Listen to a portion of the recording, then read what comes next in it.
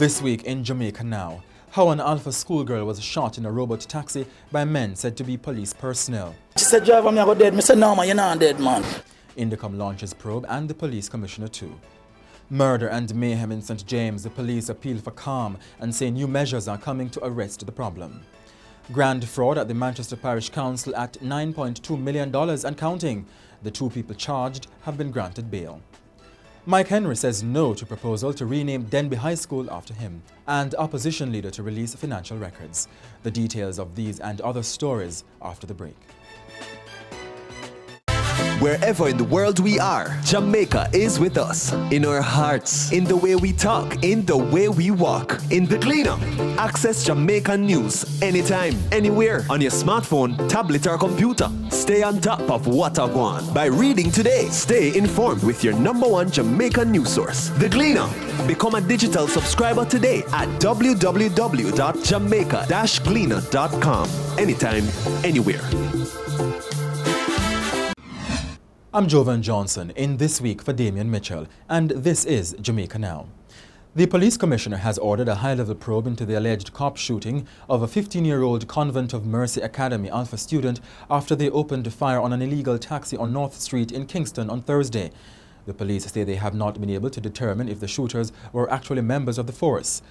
However, the driver of the taxi, Gregor O'Connor, says that during an early argument with the men dressed in blue denim, they identified themselves as police personnel before getting out of their unmarked van with guns. I said, no, you can't come out. You get shot and care about public. So I start drive now and reach a Church Street and turn up Church Street and turn up Charles Street. And she said, driver, me I go dead. I said, no, man, you're not dead, man. So I turn up on the B stand now. I'm talking about the look at you down the pan. Let me call them now. No, every man comes same way and every more continue to shoot up the vehicle. The schoolgirl underwent emergency surgery at the Kingston Public Hospital and is now in intensive care. In St. James, the police have heightened their operations in several communities following the shooting of 11 persons over 2 days this week. 6 persons have died. The head of the St. James Police, Superintendent Marlon Nesbeth, says the police, with the support of the military, will intensify operations in the coming weeks. We have been doing several pre-dawn operations, daily operations, vehicular checkpoints, and other activities that we use in our toolkit to constrain criminals, to get criminals, and we are seeing it working. Communities like Flanker, communities like Canterbury, communities like Roseyes, communities like Norwood, communities like Barrytown, you name them, all of them are so affected. We'll continue these efforts, and we'll continue in a stepped-up way. Police investigators say the grand fraud at the Manchester Parish Council is now at $9.2 million and counting.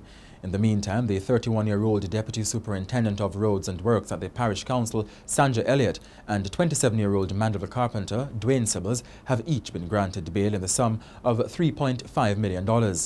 They are charged with conspiracy to defraud, obtaining money by false pretense, and forgery. The opposition leader Portia Simpson-Miller has indicated that she will be releasing to the media her financial records for the past 10 years. Mrs. Simpson-Miller had promised to make a statement in Parliament this week about her records, but this did not happen. Instead, she released a letter she sent to the Integrity Commission requesting certified copies of her filings, the dates they were made, and whether they were ever made late. And Mrs. Simpson-Miller, who is also the president of the People's National Party, says she will be seeking re-election at the party's annual conference this year. Political commentator Kevin O'Brien Chang says PNP delegates should not be condemned if they support her challenges because Mrs. Simpson-Miller has no divine right to the presidency. It's whispering and walking on eggshells. I don't understand it. Bunting is saying he was a challenge along those lines with Hannah saying they need renewal. Some people do feel a change is needed, and chances are they will follow through on that. And nothing is wrong with that. Ms. Simpson-Miller may still well win. The Central Clarendon MP, Mike Henry, has rejected a proposal for the Denbigh High School to be named after him. Henry, who is also the Transport and Mining Minister, says the name change proposal has created much controversy, with some aspects of the debate very unpleasant. The government is to change aspects of the law so that the increase in the income tax rate for people earning over $6 million a year is not made retroactive to January 1. As of July 1, the portion of the earnings above $6 million a year will attract an income tax rate of 30%, with a 25% rate being applied to the lower portion. Under the present system, although the effective date is July 1, the tax year starts January 1, and so affected earners would essentially owe the government taxes.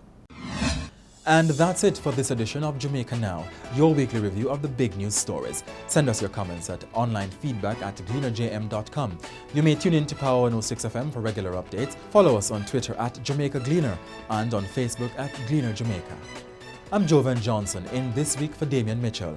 And before we go, with Britain last week voting to leave the European Union, the Gleaner asked Jamaicans what do they know about our regional body, CARICOM.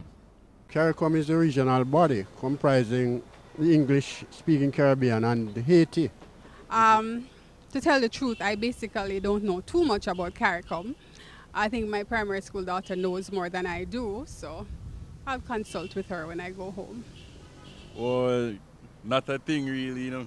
We just know Jamaica unite and it helps support trade between the countries involved. Caribbean country them unite together and form a group that's named CARICOM.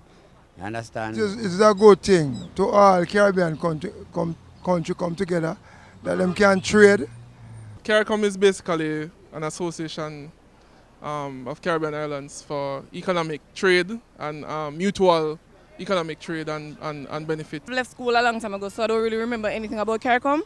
But the few things I remember is that it's Caribbean community, stand for Caribbean community, and it supports trades.